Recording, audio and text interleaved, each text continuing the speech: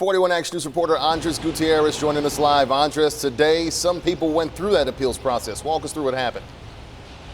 Yeah, Kevin, the deadline here in Jackson County is still July 29th. The Board of Equalizations heard some of those appeals after that special meeting happened. We saw some of those cases settled in 5 minutes. Others took half an hour. It can be a complicated process if you're not familiar with it.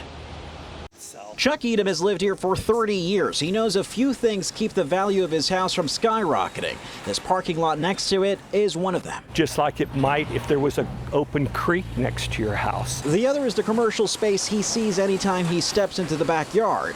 So the sudden hike in this year's assessment came as a surprise, as it did to the tens of thousands of Jackson County homeowners who are appealing. That is the right of the public to appeal this process. And I'll continue to appeal until they get it right. Edom, a realtor by trade, has access to the multiple listing services, or so-called MLS, which he used to print a list of similar homes and their values. He also brought a copy of an appraisal he had done.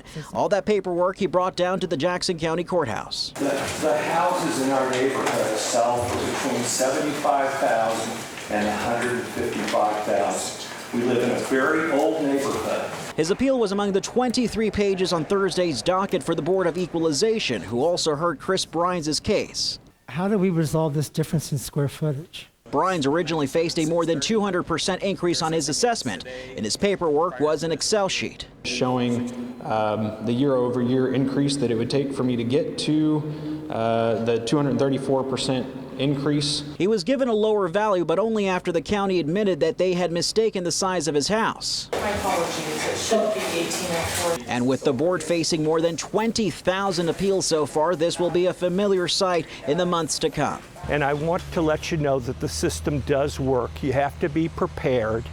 You have to go in there prepared, but it will work for you.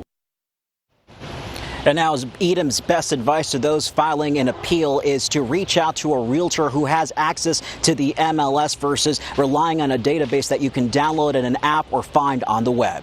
Reporting live in Kansas City tonight, Andres Gutierrez, 41 Action News.